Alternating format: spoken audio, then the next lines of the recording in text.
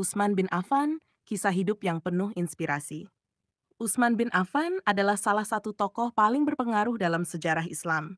Ia adalah khalifah ketiga dalam Khulafaur Rasyidin, seorang sahabat dekat Rasulullah SAW, serta seorang pengusaha sukses yang terkenal dengan kedermawanannya.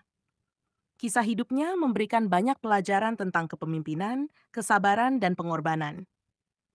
Masa muda Utsman bin Affan. Utsman bin Affan lahir di Makkah pada tahun 576 dari keluarga kaya dan terpandang dalam suku Quraisy, yakni Bani Umayyah. Ia tumbuh menjadi seorang pedagang yang sukses, dikenal karena kejujurannya dalam berdagang, serta sifat lembut dan rendah hatinya. Sejak muda, Utsman tidak pernah menyembah berhala, berbeda dengan kebanyakan orang Quraisy saat itu. Ia memiliki hati yang bersih dan senantiasa mencari kebenaran. Masuk Islam dan pengorbanannya.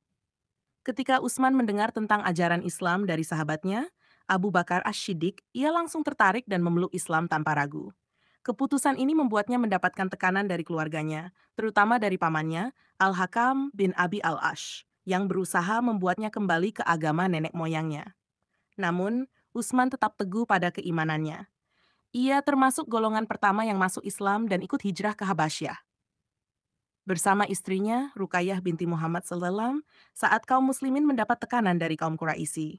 Ketika Islam mulai berkembang di Madinah, Utsman pun ikut hijrah ke sana. Kedermawanan Utsman bin Affan. Utsman bin Affan adalah salah satu sahabat Rasulullah SAW yang paling kaya. Namun kekayaannya tidak membuatnya sombong atau kikir. Ia selalu menggunakan hartanya untuk kepentingan Islam dan membantu kaum muslimin. Membeli sumur Raumah. Saat kaum muslimin hijrah ke Madinah, mereka mengalami kesulitan air bersih. Satu-satunya sumur yang memiliki air tawar adalah sumur Raumah. Tetapi pemiliknya, seorang Yahudi, menjual air dengan harga mahal. Rasulullah pun bersabda, "Barang siapa yang membeli sumur Raumah dan menghibahkannya untuk kaum muslim, maka baginya surga." Mendengar hal ini, Utsman segera menemui pemilik sumur dan menawarnya. Pemilik sumur awalnya menolak menjual seluruh sumurnya, tetapi akhirnya setuju untuk menjual separuh hak kepemilikan sumur kepada Utsman dengan harga yang sangat mahal. Dengan cara ini, kaum muslimin bisa mengambil air dari sumur tersebut secara gratis setiap 2 hari sekali. Akhirnya, setelah beberapa waktu, Utsman membeli seluruh sumur itu dan mewakafkannya untuk umat Islam. Sumur ini terus memberikan manfaat bagi masyarakat hingga saat ini. Bahkan, hingga era modern, pemerintah Arab Saudi mengelola lahan di sekitar sumur ini dan hasilnya disalurkan ke fakir miskin. B. Membiayai Perang Tabuk. Pada tahun ke-9 Hijriyah, Rasulullah SAW mengerahkan pasukan untuk menghadapi tentara Romawi dalam Perang Tabuk. Saat itu, pasukan Muslim kekurangan perlengkapan perang dan makanan. Rasulullah pun menyeru umat Islam untuk berinfak demi jihad fisabilillah. Utsman bin Affan langsung menyumbangkan 940 unta, 60 kuda, dan 10.000 dinar emas. Sumbangan ini begitu besar hingga Rasulullah SAW bersabda, "Tidak ada lagi dosa bagi Utsman setelah hari ini." Sumbangan Utsman ini sangat membantu tuh kemenangan kaum muslimin dalam Perang Tabuk. 4. Menjadi khalifah yang bijaksana. Setelah Umar bin Khattab wafat, Utsman bin Affan diangkat sebagai khalifah ketiga. Ia memimpin umat Islam selama 12 tahun, lebih lama dibandingkan khalifah sebelumnya.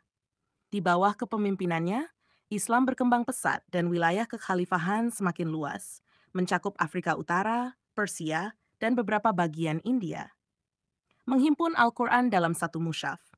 Pada masa pemerintahannya, Islam telah menyebar ke berbagai daerah dengan bahasa dan dialek yang berbeda-beda. Hal ini menyebabkan perbedaan dalam cara membaca Al-Quran. Untuk menghindari perpecahan, Utsman membentuk tim yang dipimpin oleh Zaid bin Sabit untuk mengumpulkan dan menyalin Al-Quran dalam satu mushaf standar, yang kemudian disebut Mushaf Utsmani. Keputusan ini sangat penting karena mencegah perselisihan dan memastikan bahwa Al-Quran tetap terjaga keasliannya hingga sekarang. B. Memperluas Masjid Nabawi. Di masa pemerintahannya, jumlah umat Islam semakin banyak, sehingga Masjid Nabawi di Madinah menjadi terlalu kecil untuk menampung jamaah. Utsman pun membelanjakan hartanya untuk memperluas dan memperindah masjid tersebut, menjadikannya lebih nyaman bagi umat Islam. 5. Fitnah dan kesabaran Utsman bin Affan. Di akhir kepemimpinannya, Utsman menghadapi berbagai fitnah yang disebarkan oleh kelompok pemberontak yang tidak menyukai kebijakannya. Mereka menuduhnya melakukan nepotisme dan menyalahgunakan kekuasaan, meskipun tuduhan ini tidak terbukti. Kelompok pemberontak akhirnya mengepung rumahnya di Madinah. Para sahabat, termasuk Ali bin Abi Thalib, menyarankan agar Utsman melawan atau mengungsi, tetapi ia menolak.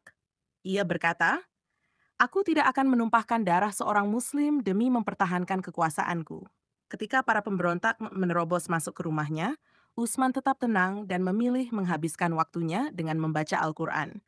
Pada akhirnya, beliau dibunuh secara tragis dalam keadaan berpuasa dan sedang membaca ayat, "Maka Allah akan mencukupimu terhadap mereka."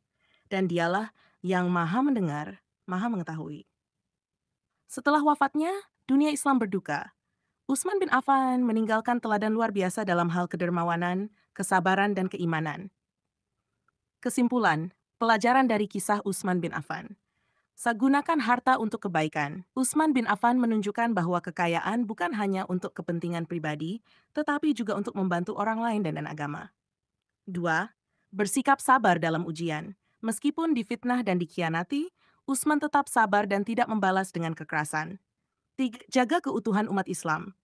Keputusan Utsman dalam standarisasi mushaf Al-Quran telah menyelamatkan umat dari perpecahan. Rendah hati meski berkuasa. Meskipun menjadi khalifah, Utsman tetap dikenal sebagai pribadi yang lembut dan tidak sombong. Kisah Utsman bin Affan adalah inspirasi bagi kita semua untuk selalu berbuat baik, bersabar dalam ujian, dan menggunakan kekayaan serta kekuatan untuk kepentingan umat.